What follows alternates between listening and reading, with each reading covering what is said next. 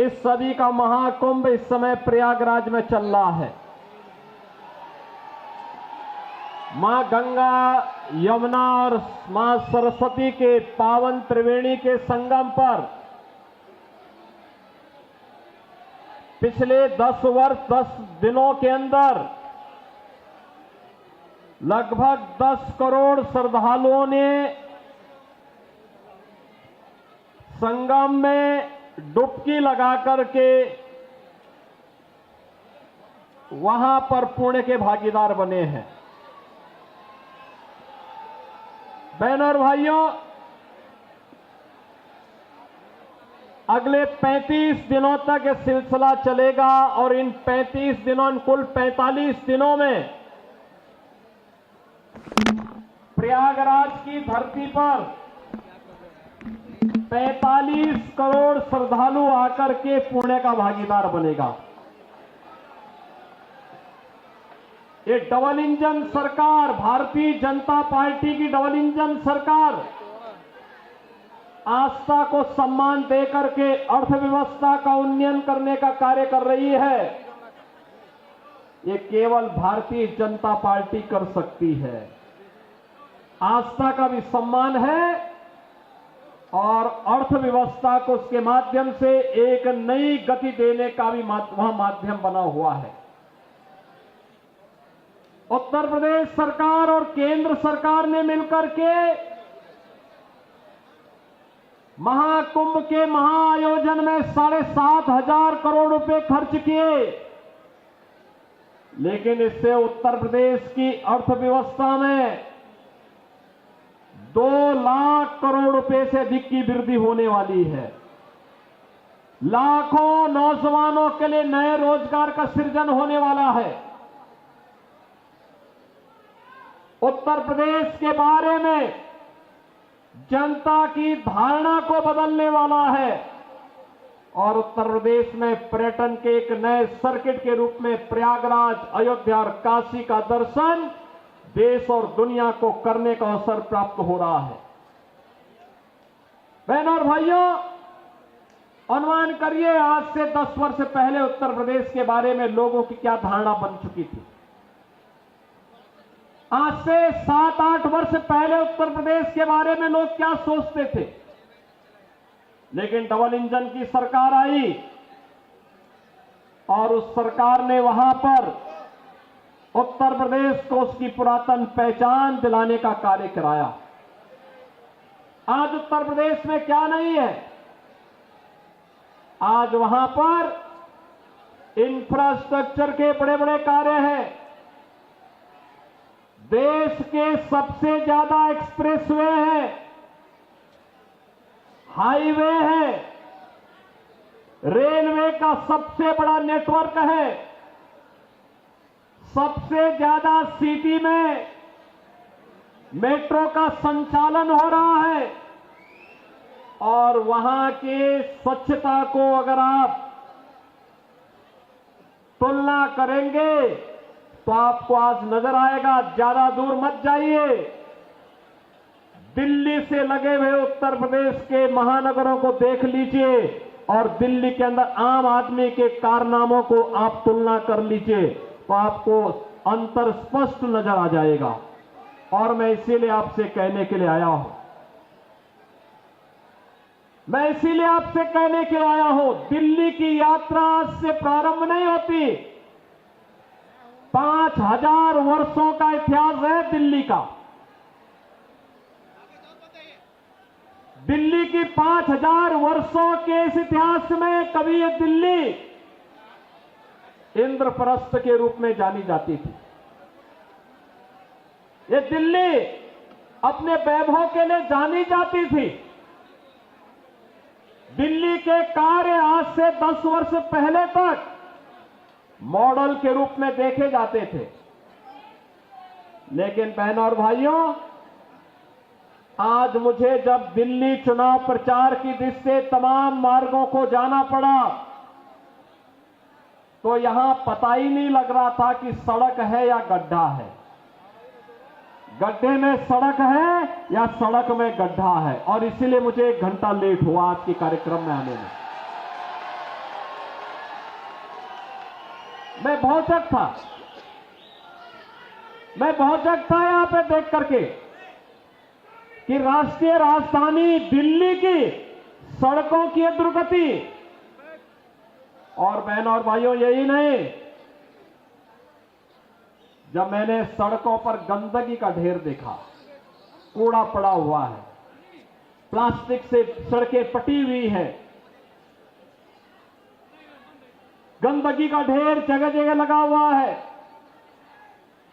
गंदगी के बड़े बड़े पहाड़ दिखाई दे रहे हैं, सीवर लाइन सड़कों पे बह रही है। और दिल्ली,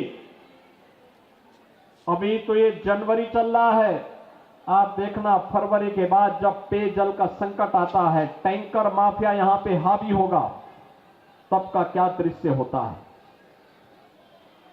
बहनों और भाइयों, ये दुर्गति करने का सबसे बड़ा अपराधी कोई है तो और कोई नहीं, अरविंद केजरीवाल नाम का जीव इसका सबसे बड़ा अपराधी है, सबसे बड़ा अपराधी है। बहनों और भाइयों, यहां झूठ बोलने की एटीएम है। सुबह से लेकर सायंकाल तक एक से एक झूठ को बड़ी होशियारी के साथ गढ़ने वाला व्यक्ति है। और पिछले 10 वर्षों में दिल्ली की जनता को कैसा झूठों वायदे करते करते उन्होंने दिल्ली को नरक बना दिया है। और दिल्ली के आम आदमी पार्टी की सरकार के कारनामों का पाप आज उत्तर प्रदेश के मथुरा, वृंदावन जैसी पावन नगरी और आगरा जैसी पर्यटन नगरी को ही भुगतना पड़ रहा है। जब यमुना जी का पानी यहीं दिल्ली में एक नाले में तब्दील हो जाती है, नमामि गंगे परियोजना के माध्यम से एक और गंगा के पानी को प्रधानमंत्री मोदी जी के विजन के कारण, उनके नेतृत्व में अविरल और निर्मल उत्तर प्रदेश के अंदर बना दिया गया।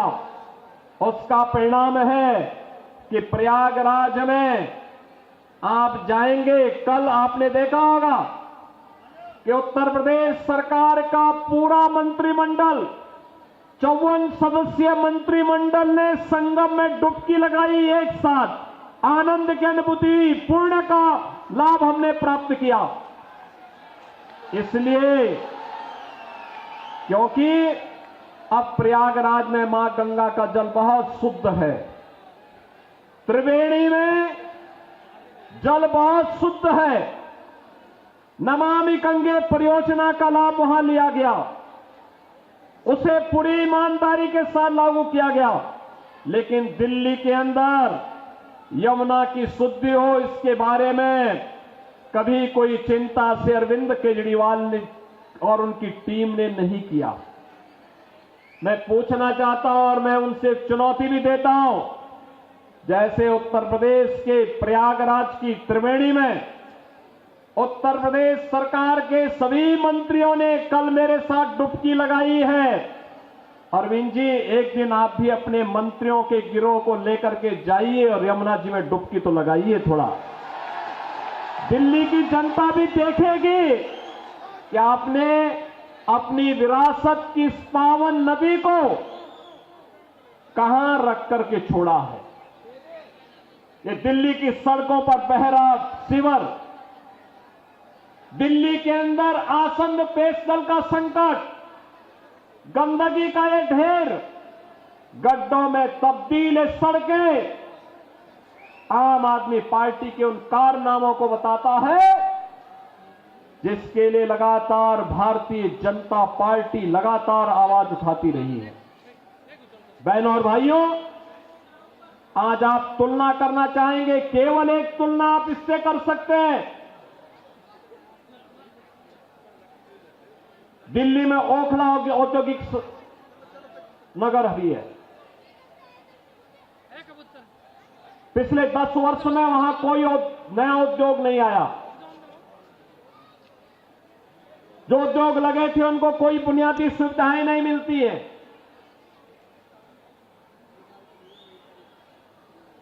और एक न्यू ओखला के रूप में, नोएडा के रूप में आप जानते हैं। आपने देखा होगा पिछले 8 वर्ष के अंदर नोएडा, दिल्ली से लोग प्लान करके अब नोएडा में बस रहे हैं, ग्रेटर नोएडा में बस रहे हैं। वहां के इंफ्रास्ट्रक्चर को दिल्ली के इंफ्रास्ट्रक्चर से तुलना करिए, जमीन आसमान का अंतर नजर आएगा। वहां की सड़कें, वहां की सुविधाएं, वहां का सिस्टम,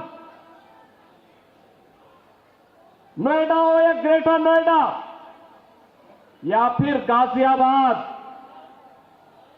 अगर इनकी तुलना दिल्ली के अंदर की सड़कों से करेंगे बहनों भाइयों, तो आम आदमी पार्टी स्वयं अपने अंदर झांकने के लिए मजबूर हो जाएगी और इनके सामने प्रश्न करना चाहिए कि एक बिगड़े हुए उत्तर प्रदेश को बदल करके वहां सुविधा संपन्न प्रदेश बनाने का कार्य किया, एक सुरक्षित प्रदेश बनाने का काम किया भारतीय जनता पार्टी की डबल इंजन सरकार ने।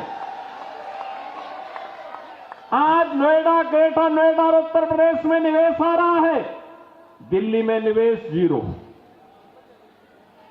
यहां के उद्योग, यहां पर कोई उद्योग लगे, रोजगार का सृजन हो, यहां पे आम आदमी पार्टी ने कभी इसके लिए प्रयास नहीं किया। जो उद्योग चल रहे थे, बंदी के कगार पर पहुंचे, उनको रोकने के लिए कोई प्रयास नहीं किया। इनका तो एक ही उद्योग है, इन्होंने ओखला में और दिल्ली के अंदर हर महत्वपूर्ण स्थलों पर इन्होंने बांग्लादेशी घुसपैठियों को बसाने का काम किया। आपने देखा होगा अभी 2 वर्ष पहले जामिया मिलिया और उसके आसपास के क्षेत्रों में उत्तर प्रदेश सरकार की सिंचाई विभाग की जमीन पर भी इन्होंने, इनके विधायकों ने, इनके पदाधिकारियों ने, इनके पार्षदों ने बांग्लादेशी घुसपैठियों को बसाने का काम किया था। मैंने 2-3 बार बातचीत करने का प्रयास किया कि भाई उत्तर प्रदेश सरकार की जमीन पे मत बसाओ, लेकिन जब इन्होंने जबरदस्ती किया तो मुझे उत्तर प्रदेश से बुलडोजर भेजना पड़ा था उनको हटाने के लिए।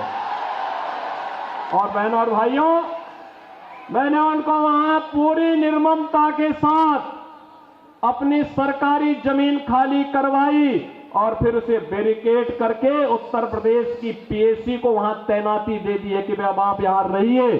दिल्ली की जनता के लिए कोई इंस्टीट्यूशन बनेगा, कोई सुविधा बनेगी, हम वहां उनको वहां पर उनके लिए जमीन उपलब्ध करवाएंगे, लेकिन विदेशी घुसपैठियों के लिए 1 इंच जमीन हम लोग दिल्ली के अंदर नहीं देंगे। बहनों और भाइयों, इन्हें आपकी आस्था का ख्याल नहीं है। आपने देखा होगा 2 दिन पहले मैं भी एक न्यूज पढ़ रहा था, पंजाब से कुछ बहनें आई थी, उन्होंने केजरीवाल जी के घर का घेराव किया और घेराव करते हुए उन्होंने कहा कि पंजाब में जो वायदा किया था आपने 1000 रुपए प्रत्येक महिला को देने के लिए, 2 वर्ष हो गए, 1 पाई नहीं मिली है। क्या हुआ वायदा का? और यही वायदा ये दिल्ली की जनता से भी करते रहे, यहां की जनता जनार्दन से भी करते रहे। ये दावा करते हैं कि आप बिजली दे रहे हैं। बहनों और भाइयों, दिल्ली की बिजली सबसे महंगी बिजली है और 24 घंटे बिजली नहीं मिलती है। मैं आपसे कहना चाहता हूं, आप आइए हमारा पश्चिमांचल क्षेत्र, ये मेरठ से लेकर के आपका गाजियाबाद तक की पूरी बिजली पश्चिमांचल विद्युत वितरण उत्तर प्रदेश पावर कारपोरेशन करता है। बिजली मिलती है 5 रुपये 24 पैसे पर यूनिट और दिल्ली में बिजली का रेट है 9 रुपये से लेकर 10 रुपया। अनुमान करिए, हम लोग मेरठ हो या गाजियाबाद 24 घंटे बिजली दे रहे हैं, लेकिन दिल्ली में बिजली की कट बहुत ज्यादा है, पानी नहीं है, जन सुविधाएं नहीं है। लेकिन इन्होंने बांग्लादेशी घुसपैठियों की मदद से यहां पर इनके पार्षद और इनके पदाधिकारियों ने मिलकर के 2020 में किस निर्ममता के साथ दंगा करवाने का काम किया था। कैसे शाहीन बाग में इन्होंने अराजकता और गुंडागर्दी करने का काम किया था।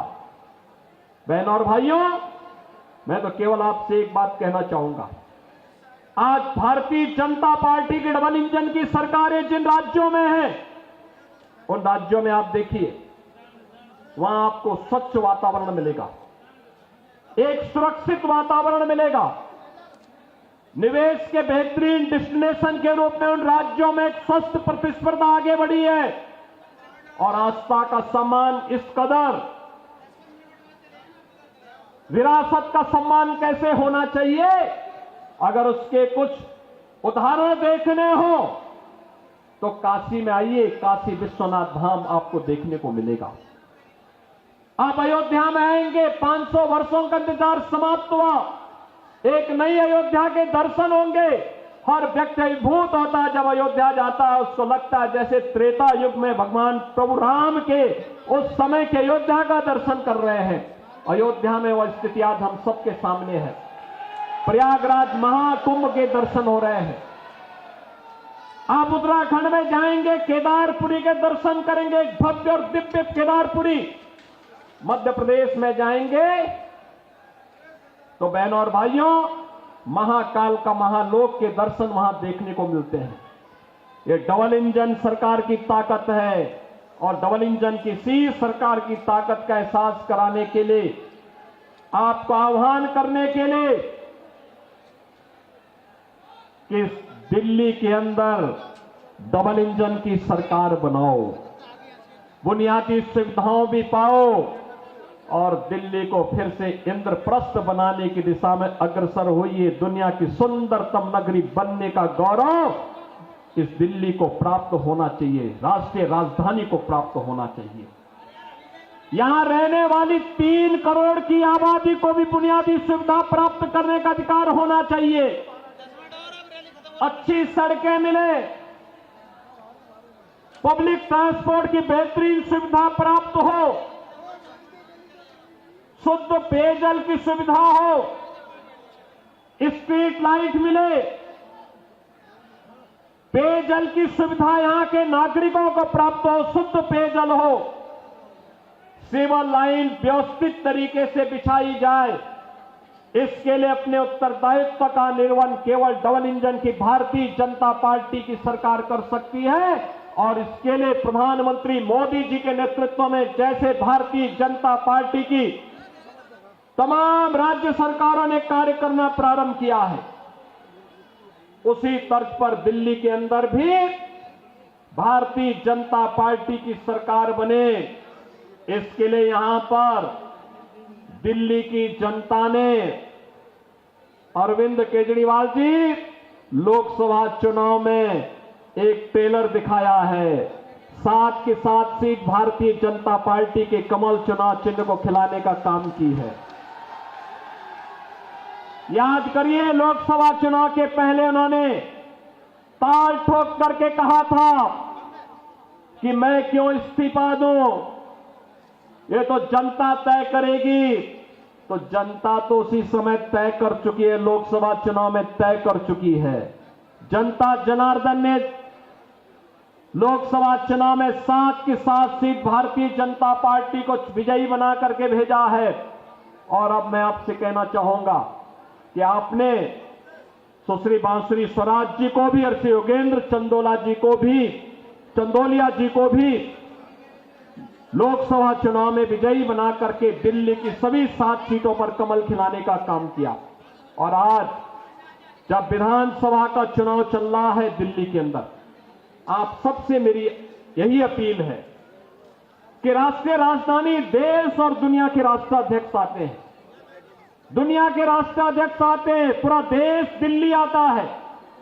दिल्ली एक मॉडल के रूप में बने, ये मोदी जी के विजन से ही संभव हो सकता है, उन्हीं के नेतृत्व में संभव हो पाएगा।